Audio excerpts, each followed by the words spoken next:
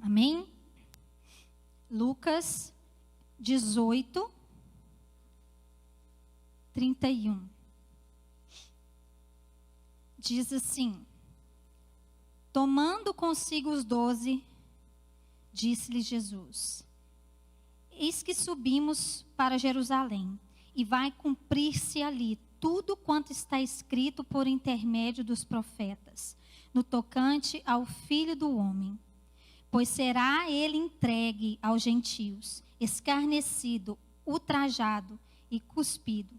E depois de o açoitarem, tirar-lhe-ão a vida, mas ao terceiro dia ressuscitará. Eles, porém, nada compreenderam acerca dessas coisas. E o sentido dessas palavras era-lhes encoberto, de sorte que não percebiam o que ele dizia. Amém? Irmãos, desde o início do ministério de Jesus, nós vemos ele fazendo menção, horas através de parábolas e horas também de maneira muito clara, como ele fez aqui aos seus discípulos, fazendo menção a respeito do seu propósito, da missão a qual ele veio cumprir. Nós vemos que ele falou através de parábolas e aos seus discípulos ele falou de forma clara, como foi nessa ocasião do texto que nós lemos. Mas quando nós lemos esse texto e os outros evangelhos também registram esse momento que Jesus falou aos seus discípulos, a certeza que vem no nosso coração, e o texto também diz, é que eles não compreendiam o real sentido das palavras de Jesus. E conforme aquele momento da morte de Jesus foi se aproximando, ele começou a falar claramente e com mais frequência a respeito do seu propósito, que era morrer naquela cruz para nos resgatar de volta para Deus. No livro de Mateus, você vai ver ele repetir isso no capítulo 16, no capítulo 17, a mesma coisa, e se não me engano, no capítulo 20. Ele já estava antecipando aos seus discípulos o que iria acontecer com ele a respeito da sua morte e da sua ressurreição. Então Jesus, ele estava preparando os seus discípulos para a sua ausência. E ele estava dizendo, olha, nós vamos voltar para Jerusalém, estamos no caminho de volta. Jesus sabia o que ele estava indo fazer lá, ele sabia que o momento era chegado, mas ele não mudou a data da viagem, ele não desviou o percurso, mas ele foi porque ele tinha um propósito em mente, ele sabia o porquê que ele veio, o porquê que ele estava aqui, e ele estava totalmente focado em cumprir a sua missão. Agora, o que nós vemos com os discípulos é que por mais que eles caminhavam com Jesus, eles caminharam com Jesus durante 3 anos, eles viam todos os milagres, eles até operaram alguns milagres ali debaixo da supervisão do Messias. Por muitas vezes nós vemos que eles estavam inseguros, mas eles reconheciam que Jesus era o Messias, que Jesus era o Filho de Deus, mas eles ainda não tinham compreensão do propósito. Tanto eles não tinham compreensão do propósito, que quando Jesus morreu, Jesus fala tudo isso para eles, vai para Jerusalém e acontece exatamente da maneira que Jesus disse. E tanto eles não tinham compreensão do propósito, que quando nós vamos para Lucas, capítulo 24, todo o capítulo 24 de Lucas vai relatar o que aconteceu logo em sequência da morte de Jesus. E ele começa falando que logo pela manhã, já era o domingo da ressurreição, Jesus já tinha sido crucificado, já era o domingo da ressurreição. Nos diz que as mulheres, elas estavam indo para o túmulo para ungir, fazer todos os processos lá com o corpo de Jesus. E quando elas chegaram lá, com quem que elas deram de cara? Elas deram de cara com 2 anjos que falaram para elas: por que que vocês procuram aquele que vive entre os mortos? Ele não está aqui, mas ele ressuscitou. E aí o anjo diz para ela: lembra de como vos preveniu? Lembra de como ele vos preveniu? Ou seja, que tudo isso aconteceria. E então aquelas mulheres voltam correndo para casa, chega lá e anuncia para os outros discípulos o que aconteceu, que os anjos apareceram para ela e disse que Jesus ressuscitou, que ele não mais estava ali. E o que eles fizeram? Eles acharam que elas estavam desajuizadas, que elas estavam alucinadas. Eles nem com o testemunho delas, de que os anjos apareceram e disseram que Cristo não estava mais lá. A ficha não caiu. E aí segue o capítulo 24, e aí fala dos 2 discípulos no caminho de Emaús, que estavam indo tristes, desistidos, porque o profeta que parecia que iria salvar o povo de Israel havia morrido. E eles estavam entristecidos. E o próprio Jesus começou a andar do lado deles, caminhar com eles, falar com eles. E eles começaram a contar toda aquela história para Jesus, só porque eles não o reconheceram. Eles só reconheceram Jesus no final do dia, quando eles foram comer. E a Bíblia diz que Jesus partiu o pão e o abençoou. Aí eles o reconheceram. E na sequência disso, tudo isso em Lucas 24, eles estavam lá todos reunidos.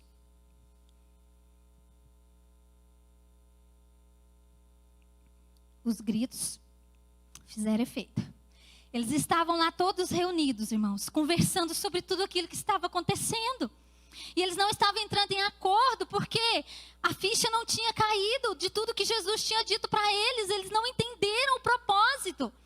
E de repente, a Bíblia nos diz que eles estavam lá reunidos e de repente Jesus aparece no meio deles e diz: paz seja convosco.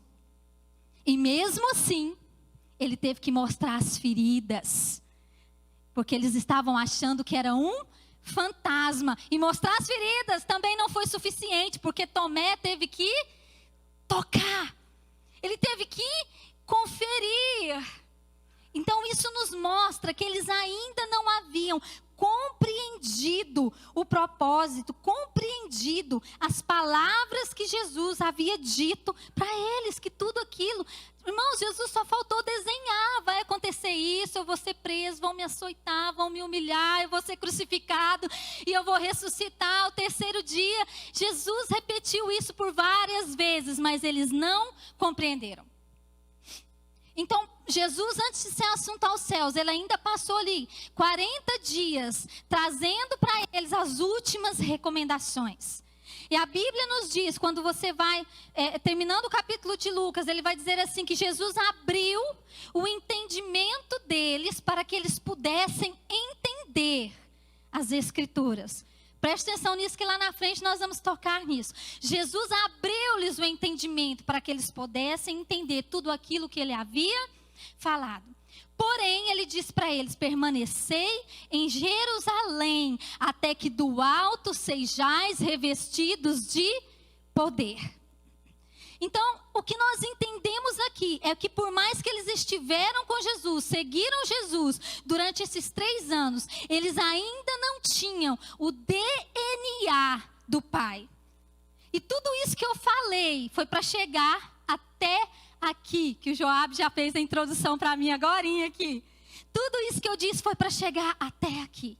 Que sem o Espírito Santo, nós não somos capazes de compreender as verdades do reino de Deus. Eles só compreenderam as verdades do reino de Deus quando Jesus os deu a entender através do Espírito Santo. E é essa a palavra que eu quero trazer para nós nesta noite. A obra do Espírito Santo em nós. Amém, querido? E é fundamental, amados, nós compreendermos o papel do Espírito Santo nas nossas vidas. Até Jesus, ele passou pelo processo. Até Jesus, irmãos, Jesus começou o seu ministério onde? Depois do seu batismo, quando ele foi cheio do Espírito Santo. E a partir daí, ele passou a se mover num nível sobrenatural. Mas até ele passou pelo processo, porque em tudo ele nos ensinou. Então, a primeira coisa que eu quero falar com você hoje sobre a obra do Espírito Santo em nós. A primeira coisa, o primeiro passo dessa obra em nós é a regeneração. Abra comigo sua Bíblia em João, capítulo 3, verso 3.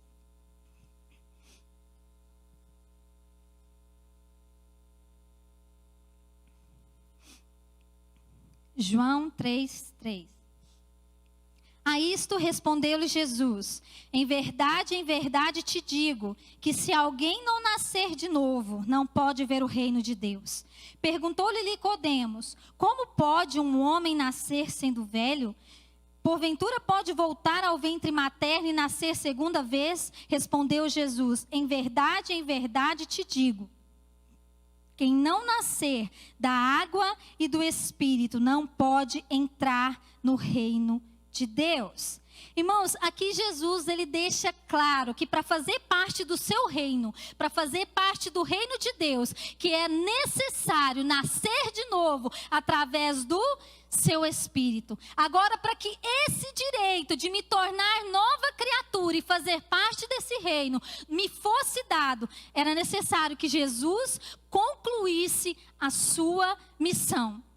Para que nós ganhássemos o direito de nascer de novo, de nos tornar nova criatura, ele teve que morrer no meu lugar. Ele teve que morrer no seu lugar. Então, naquele mesmo momento que nós falamos de Lucas 24, quando tudo aquilo aconteceu, depois de sua ressurreição, que eles estavam reunidos e Jesus aparece no meio deles, o apóstolo João, que os evangelhos, cada um descreve segundo a sua ótica, segundo eles captaram a mensagem. E o apóstolo João, queridos, ele descreve esse momento, e algo tão sobrenatural acontece quando você vai para João 20, 22. O mesmo momento que nós estamos falando, ele vai dizer assim: e havendo dito isso, soprou sobre eles e disse-lhes: recebei o Espírito Santo. Recebei o Espírito Santo. E é interessante que Jesus sopra sobre eles o Espírito Santo. E nós estamos falando isso antes de Atos 2, antes do dia de Pentecostes. E o que dá a entender aqui, queridos, é que Jesus, o que estava acontecendo ali, era o processo do novo nascimento na vida dos seus discípulos.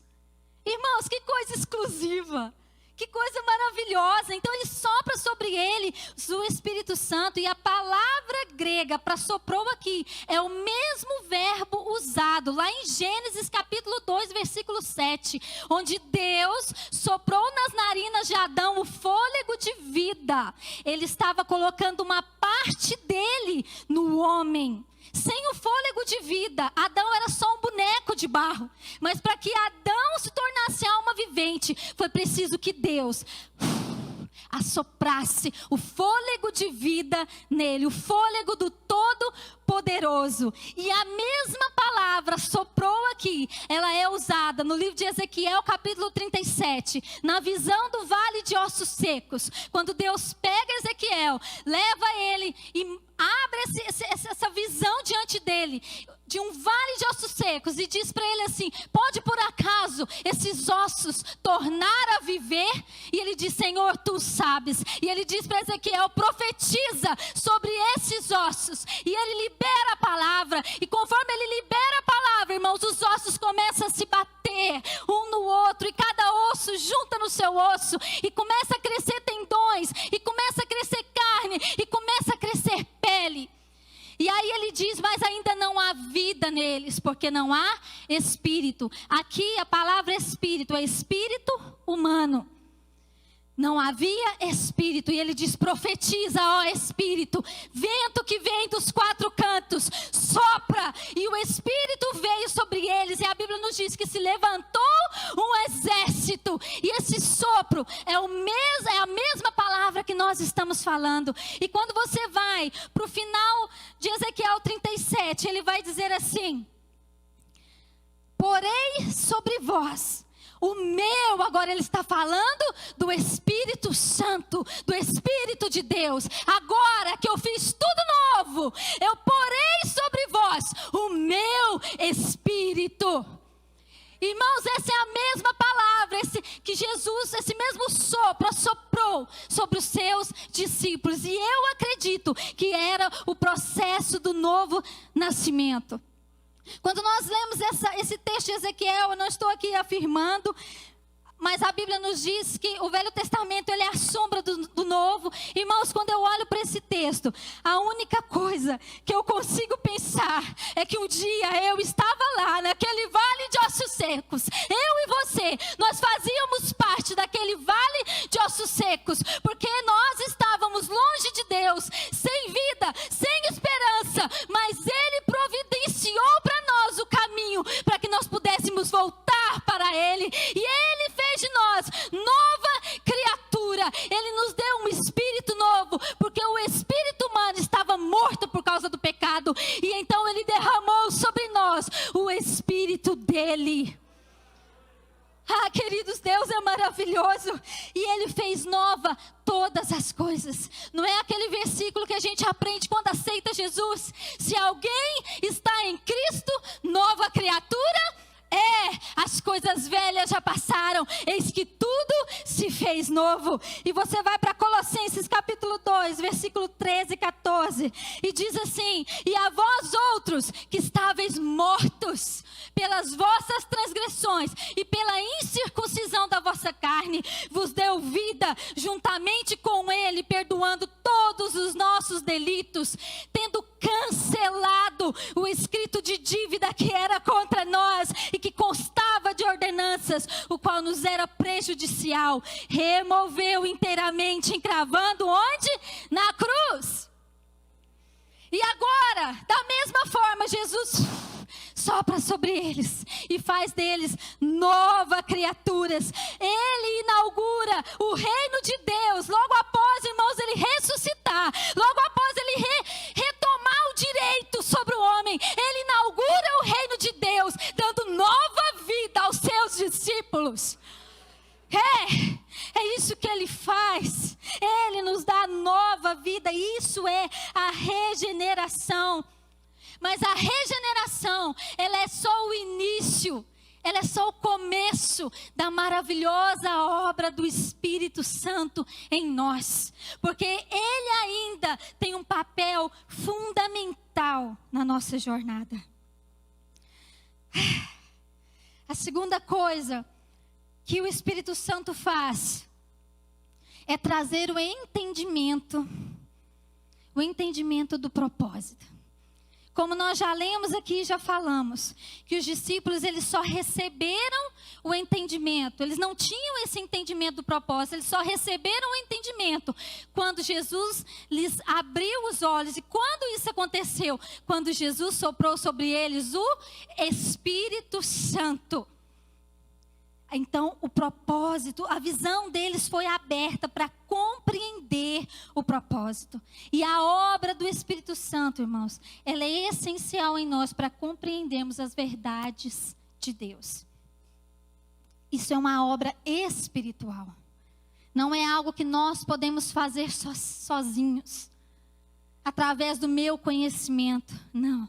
Isso é uma obra espiritual. Voltando lá em João 3, onde nós lemos, no versículo 3, onde Jesus estava falando com Nicodemos, ele diz: em verdade te digo, que se alguém não nascer de novo, não pode ver o reino de Deus. Um dos significados da palavra ver, do grego oida, aqui é discernir.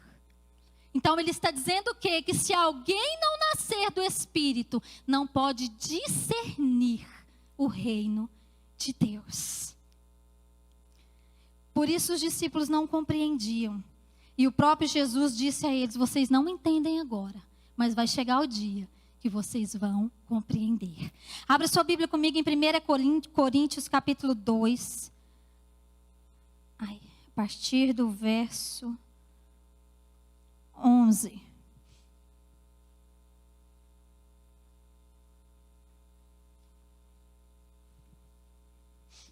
1 Coríntios 2, a partir do verso 11, diz assim: porque qual dos homens sabe as coisas do homem, senão o espírito do homem que nele está? Assim também ninguém sabe as coisas de Deus, senão o espírito de Deus.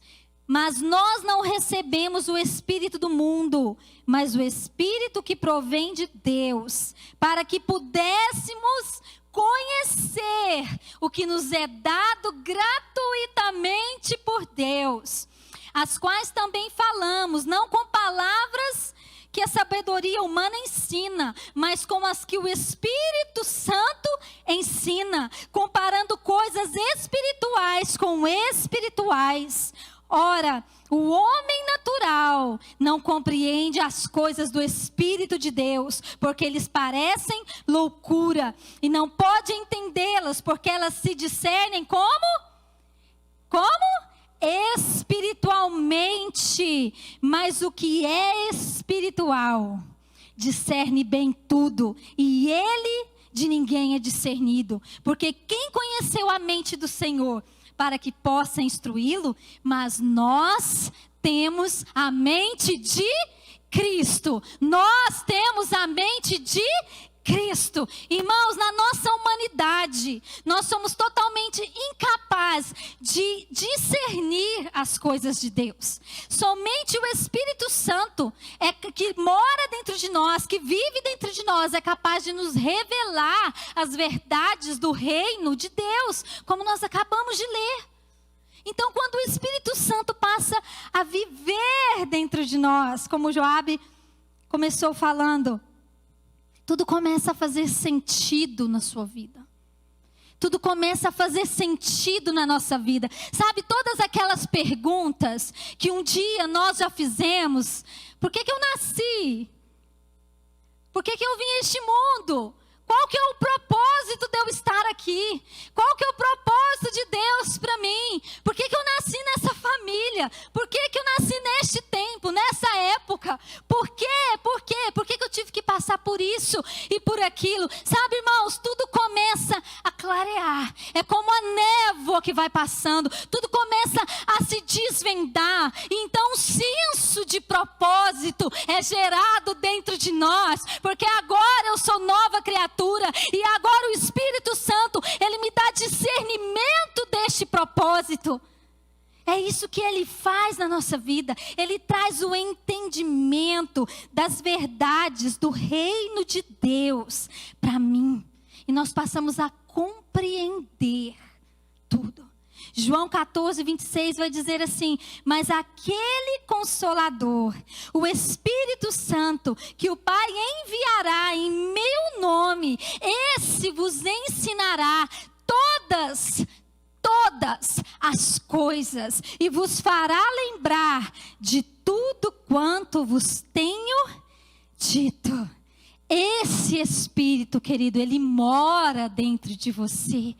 Não é? Ele mora dentro de nós e ele nos ensinará todas as coisas. Sabe, aquilo que sai fora do nosso controle, aquilo que eu não estou compreendendo, que foge da minha compreensão, ele nos dará o entendimento, ele nos guiará a toda a verdade, ele me ensinará todas as coisas do Pai a respeito do reino dele e daquilo que ele tem para mim.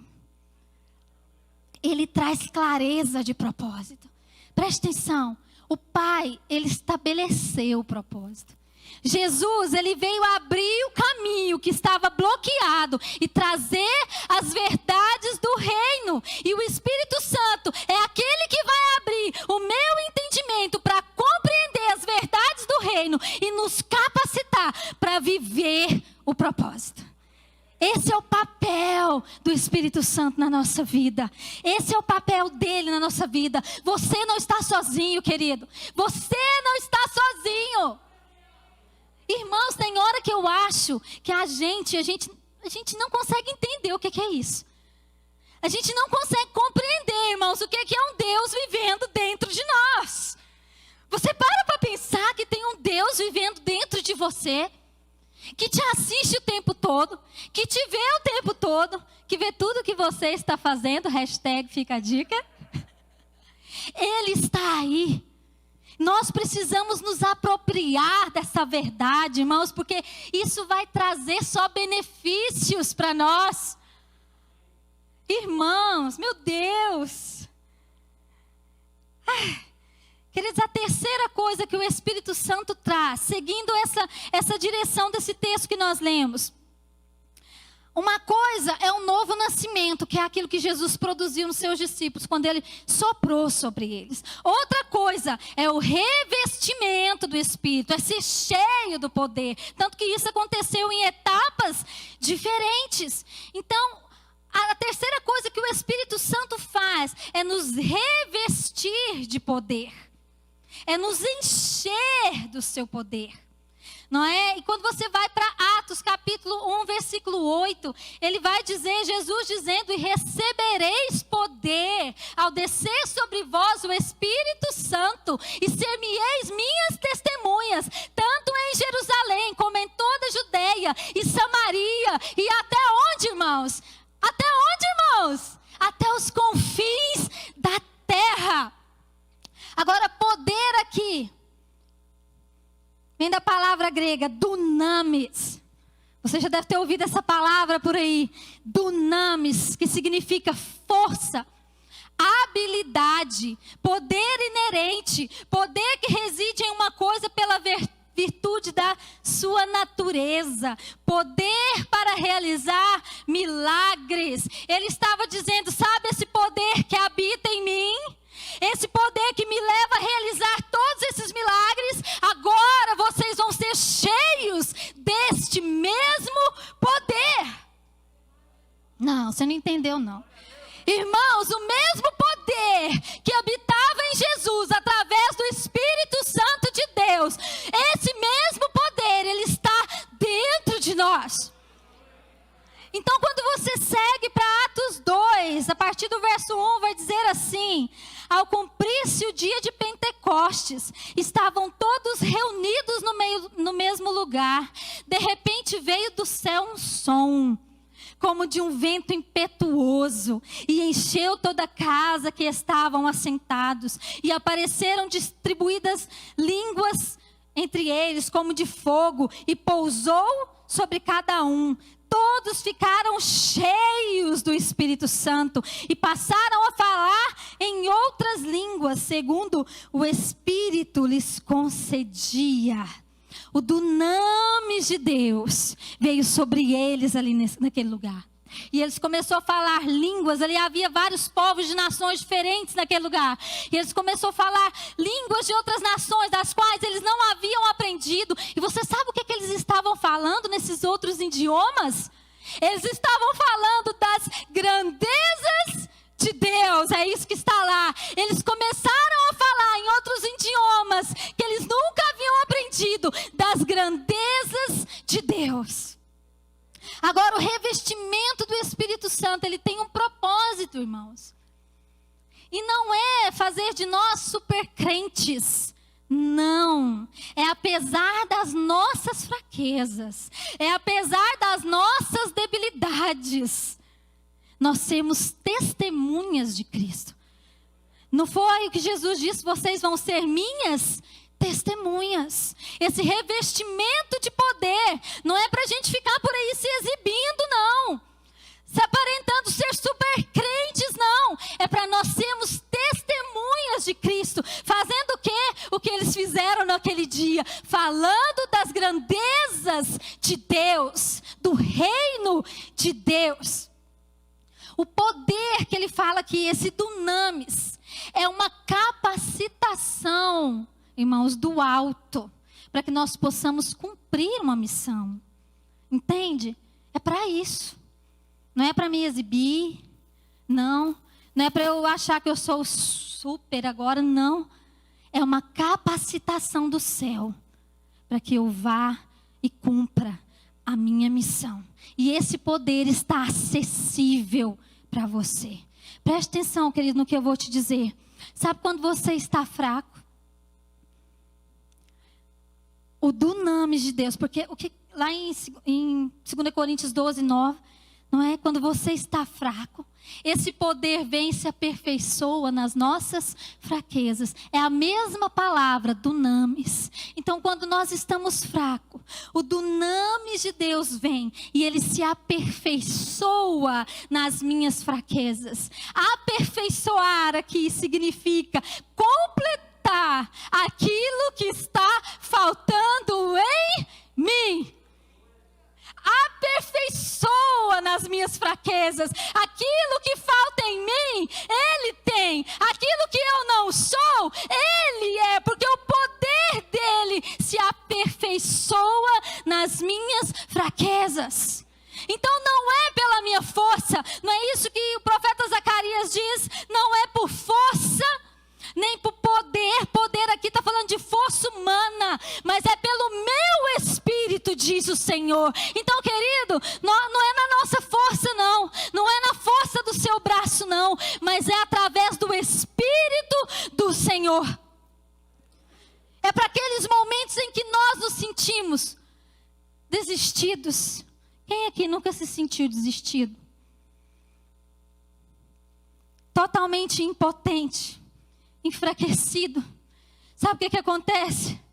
O dunamis de Deus vem e nos coloca de pé. Sabe aqueles momentos que você olha e fala: Deus, deu para mim. Eu não dou conta mais, meu limite até aqui. Eu não tenho mais força. O dunamis de Deus vem, o poder, a capacitação dele vem e nos coloca de pé. E ele diz: diga ao fraco, eu sou forte. Eu te habilito através do meu poder a continuar. Eu te habilito a olhar para frente, não olhar para trás, a prosseguir. Porque o meu poder, ele cobre as suas fraquezas.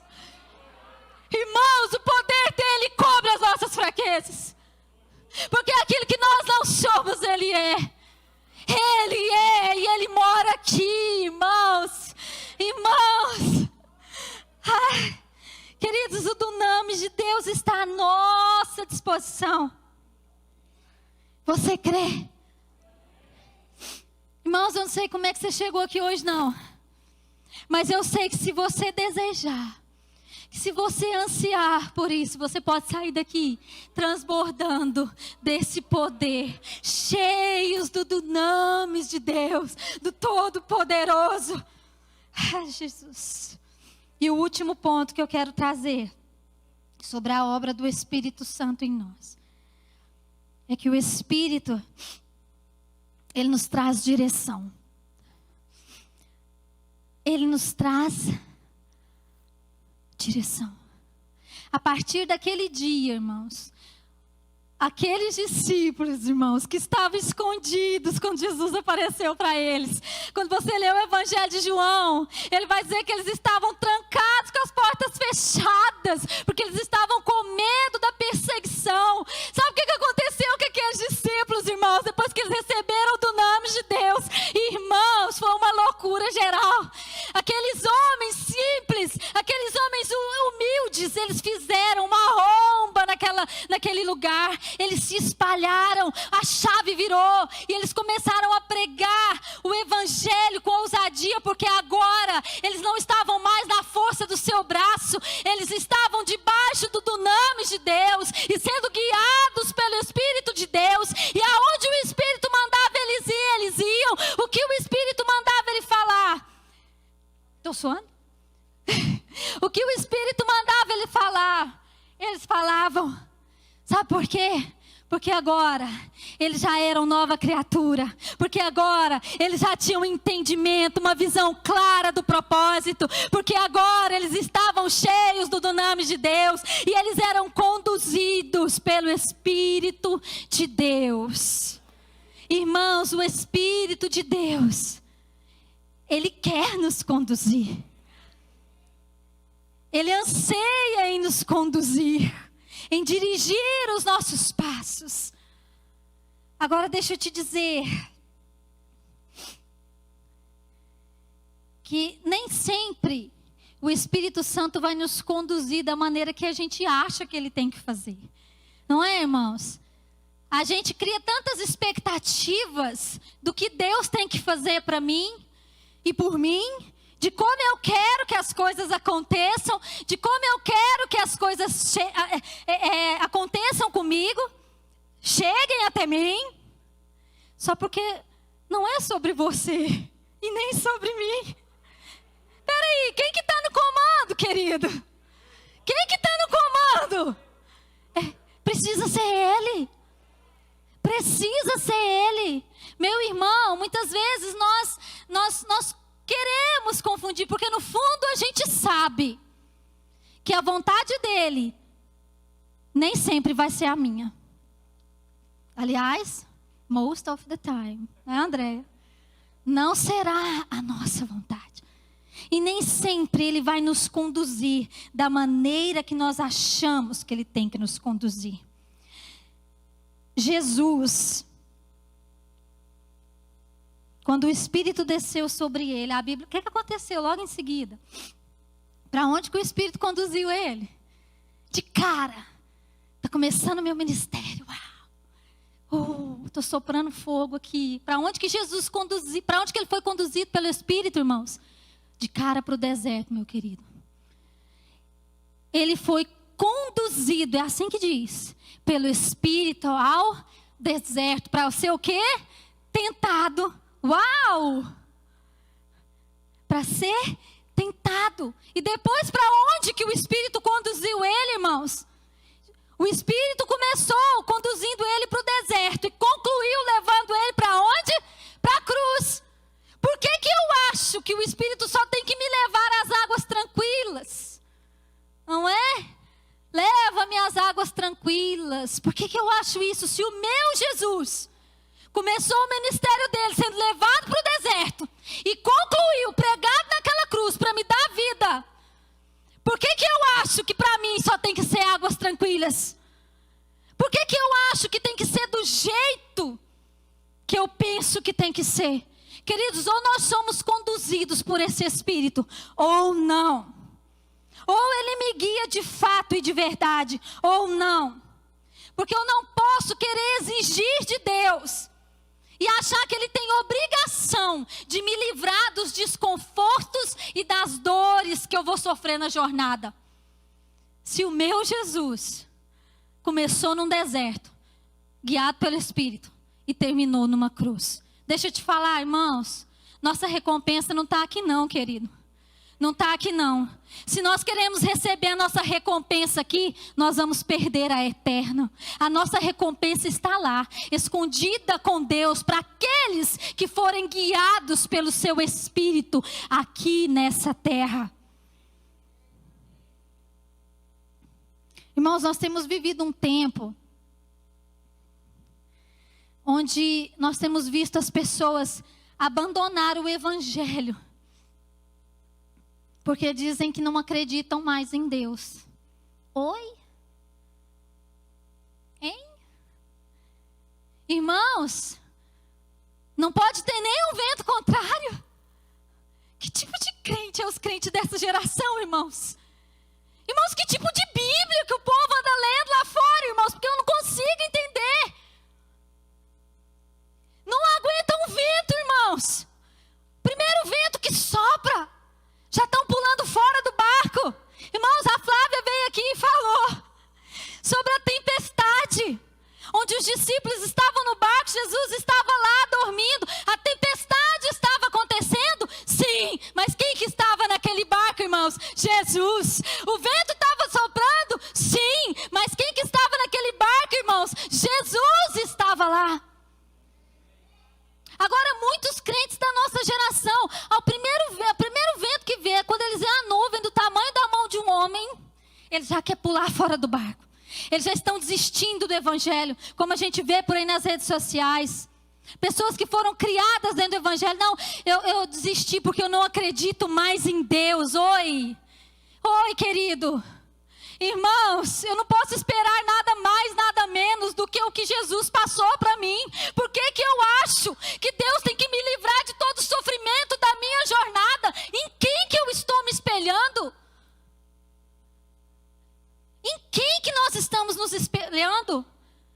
Nós precisamos ser dirigidos de fato pelo Espírito e para onde Ele quiser nos guiar. E se Ele quiser nos mandar para o olho do furacão, e se você acordar de madrugada um dia com o Espírito falando para você, levanta aí agora, entra na UTI do maior hospital aqui, onde está todo mundo doente, você vai lá, bota sua mão sobre esses enfermos e libera a palavra de vida. Nós vamos fazer o quê, irmãos?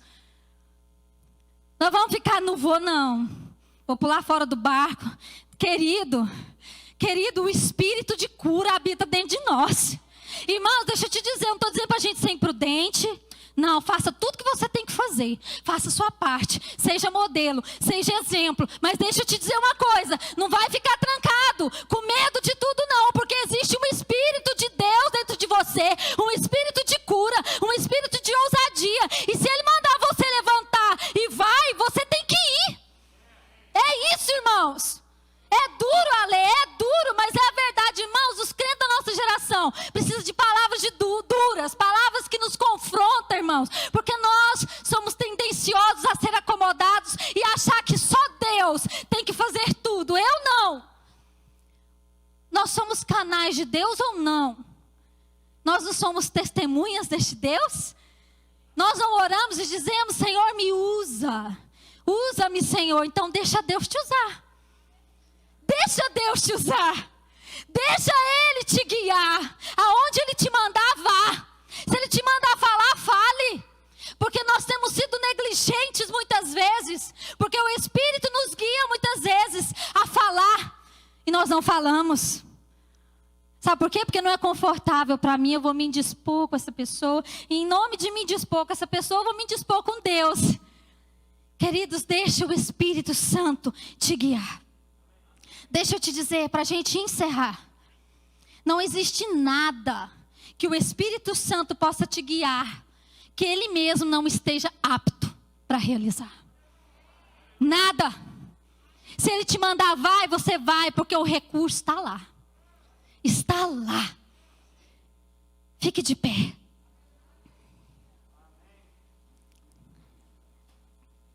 Romanos 8,14 diz, todos os que são guiados pelo Espírito de Deus, são filhos de Deus. Romanos 8,16 diz, o Espírito testifica com o nosso Espírito que nós somos filhos de Deus. Em João 16,13 ele vai dizer, Ele vos guiará a toda verdade. Em João 14,16 ele vai dizer, Ele estará convosco. Não é hoje não, irmãos. É para sempre. Forever, para sempre. Ele estará conosco para sempre. Que, irmãos, presta atenção no que eu vou te falar. Você guarda isso bem guardadinho, como diz no seu coração.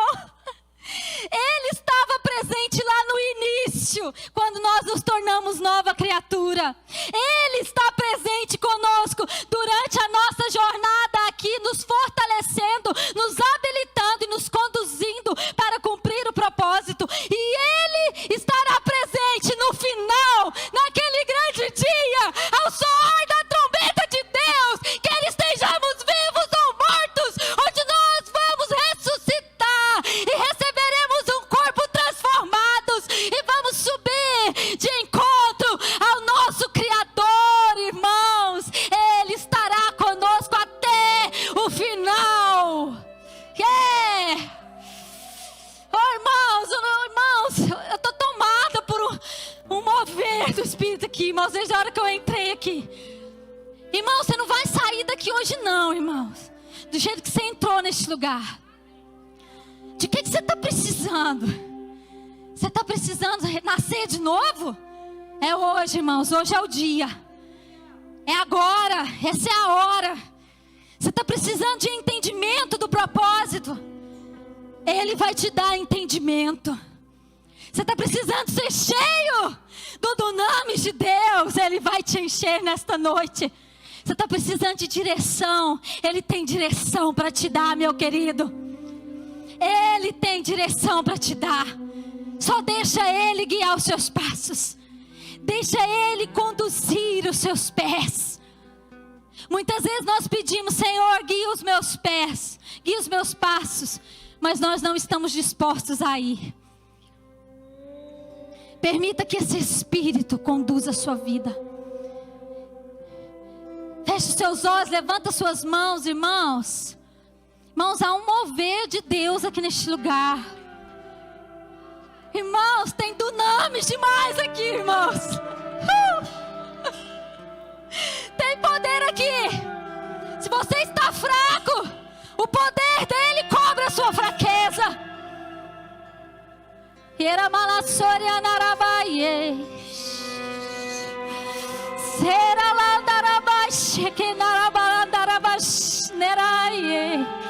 Você que está aí na sua casa agora, mal ao ré do sofá, não levanta as pernas para cima normal, fica de joelho, se prostra na presença dele agora.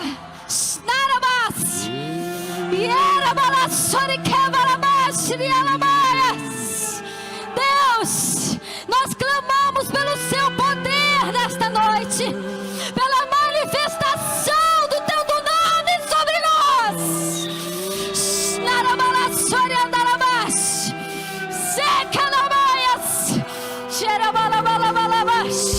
Ai, irmãos, começa a falar em línguas agora, irmãos. Começa a falar, deixa o Espírito te encher você. Deixa o dunamis dele encher você. E era balabassoria da base. Irmão, levanta sua voz. Shnarabalabassoria andarabaie.